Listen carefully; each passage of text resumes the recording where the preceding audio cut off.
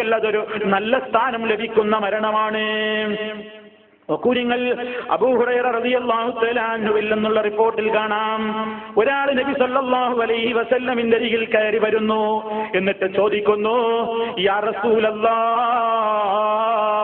അറഅയ്ത, അല്ലാഹുവിന്റെ റസൂലേ, അങ്ങയുടെ അഭിപ്രായം എന്താണ്?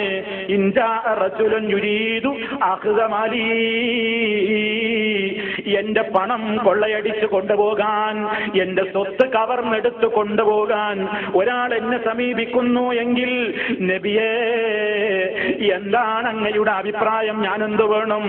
നബി സല്ലല്ലാഹു അലൈഹി വസല്ലം പറയുന്നു, ഫലാ തുഅ്തിഹി മാലക, കൊടുത്തു പോകരുത് കേട്ടോ, മുതൽ വിട്ട് കൊടുക്കരുത്, ധനം കൊടുത്തു പോകരുത്.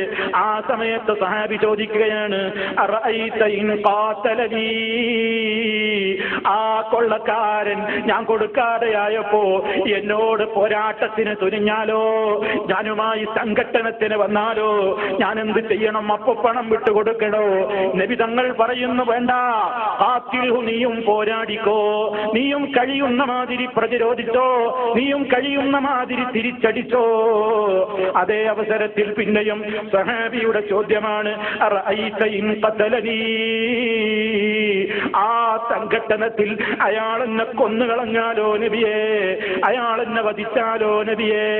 നബി സല്ലല്ലാഹു അലൈഹി വസല്ലം പറയുന്നു, എങ്കിൽ ഫഅൻത ഷഹീദ്, ഫഅൻത ഷഹീദ്, നീ ഷഹീദാണ് കേട്ടോ, ഷഹീദിന്റെ പദവിയാണ്. ആ സഹാബി വീണ്ടും ചോദിക്കാണ്, എന്നെ കൊന്നെങ്കിൽ അങ്ങനെ ഷഹീദിന്റെ കൂലിയാണെങ്കിൽ, അറഅയ്ത ഇൻ ഖതൽതുഹു, ഞാൻ അയാളെയാണ് കൊന്നതെങ്കിലോ, എന്റെ പണം തട്ടിപ്പറിക്കാൻ വന്നപ്പോ സംഘട്ടനത്തിൽ ഏർപ്പെട്ടിട്ട് ഞാനങ്ങ് കൊത്തുവെച്ചു കൊടുത്തതാണ്, അല്ലെങ്കിൽ ഞാൻ എന്റെ സംഘട്ടനത്തിൽ അയാളെ അടിച്ചപ്പോ അയാളങ്ങ് കൊല്ലപ്പെട്ടുവെങ്കിൽ, അങ്ങനെ എന്റെ കൈ കൊണ്ട് അയാൾ വധിക്കപ്പെട്ടാൽ എന്താണ് അയാളുടെ വിധി എന്ന് ചോദിച്ചപ്പോ നബി സല്ലല്ലാഹു അലൈഹി വസല്ലം പറയാണ്, ഹുവ ഫിന്നാർ, ആ മനുഷ്യൻ നരകത്തിൽ തന്നെ, അവൻ നരകത്തിലാണ്. നീയാണ് കൊല്ലപ്പെട്ടതെങ്കിലോ നീ ഷഹീദാണ്, അയാളെയാണ് നീ കൊന്നതെങ്കിലോ അയാൾ നരകത്തിലാണ്.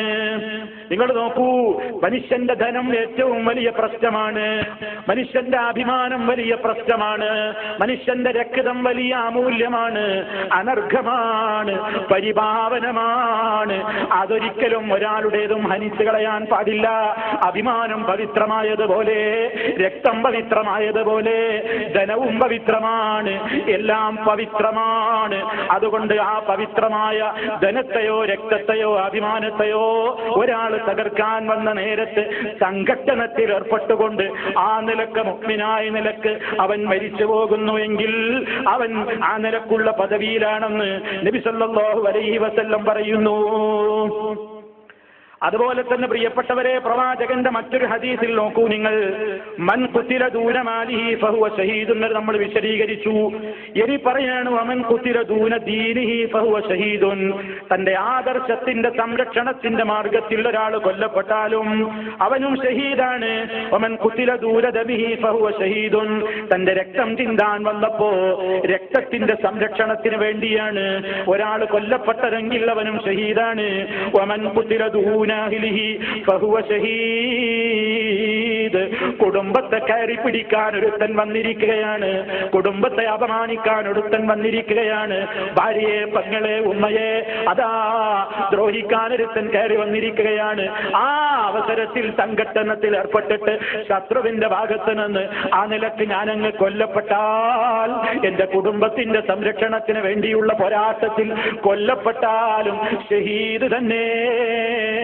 അപ്പൊ പ്രിയപ്പെട്ടവരെ, ഇതൊക്കെ അള്ളാന്റെ അടുക്കലുള്ള ഷഹീദുകളാണ്. അള്ളാന്റെ അടുക്കൽ സ്ഥാനം ലഭിക്കാമെന്ന് നമുക്ക് പ്രതീക്ഷിക്കാവുന്ന, നമുക്ക് ആ നിലക്ക് മാനസികമായിട്ട് അങ്ങനെ കരുതാകുന്ന ചില ലക്ഷണങ്ങളായിട്ടാണ് നബി സല്ലല്ലാഹു അലൈഹി വസല്ലം പറയുന്നത്.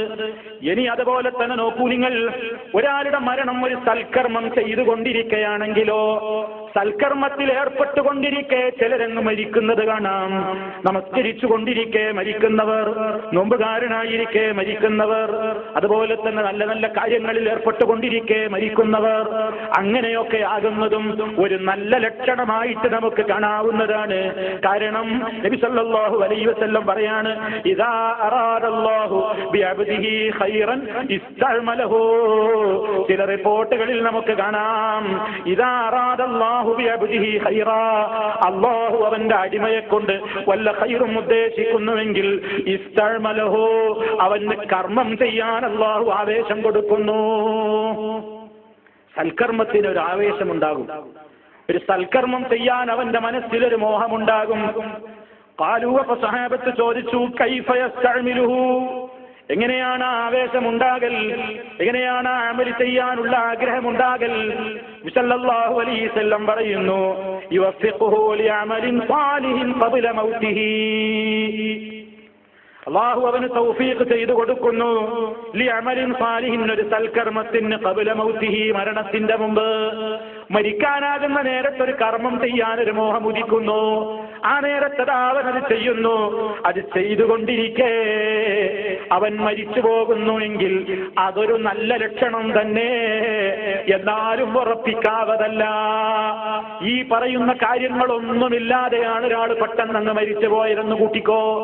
ഈ നല്ല ലക്ഷണങ്ങളൊന്നുമില്ലാതെ, അതല്ലെങ്കിൽ ഇക്കാര്യങ്ങളൊന്നും സംഭവിക്കാതെ ഒരാൾ മരിച്ചു പോയാലും അയാളുടെ ഒരു നല്ല ലക്ഷണവുമില്ല. അതുകൊണ്ട് മുസ്ലിമായിട്ട് അയാൾ മരിച്ചു എന്ന് പറയാൻ പറ്റില്ല, അയാൾ നരകക്കാരനാണെന്ന് പറയാൻ പാടില്ല. ഇനി ഇതൊക്കെ ഒരാളിൽ ഉണ്ടായി, അയാൾ ഉറപ്പാണ് സ്വർഗക്കാരനാണെന്ന് വിധി എഴുതാനും വകുപ്പില്ല. സ്വർഗം ഒരാൾക്ക് ഉറപ്പിച്ച് പറയണമെങ്കിൽ സ്വർഗത്തിലാണെന്ന് ഹബീബായ നബി സല്ലല്ലാഹു അലൈഹി വസല്ലമിന്റെ തിരുവചനങ്ങളിലൂടെ ആരെപ്പറ്റിയെല്ലാം സ്ഥിരപ്പെട്ട് വന്നിട്ടുണ്ടോ അവരെപ്പറ്റി മാത്രമേ അവര് സ്വർഗക്കാരാണെന്ന് ഉറപ്പിച്ചു പറയാൻ കഴിയൂ. അല്ലാത്ത എല്ലാവരെ കുറിച്ചും നമ്മൾ സദ്വിചാരം വെച്ച് പുലർത്തുക എന്നതേ പാടുള്ളൂ. സദ്വിചാരം വെച്ച് പുലർത്തുക എന്നതാണ് വേണ്ടത്. നിങ്ങൾ നോക്കൂ, മഹദിയായ ഉമ്മുൽ അലാ റളിയല്ലാഹു അൻഹായുടെ ഒരു സംഭവം നിങ്ങൾ പലപ്പോഴും കേട്ടിരിക്കും. ഉമ്മുൽ അലാ റളിയല്ലാഹു തആല അൻഹ അവരുടെ കീഴിൽ ജീവിച്ചവനായ നല്ലവനായ ഒരു സഹാബിയായിരുന്നു ഉസ്മാൻ ഇബ്നു മദ്ഊൻ റളിയല്ലാഹു തആല അൻഹു.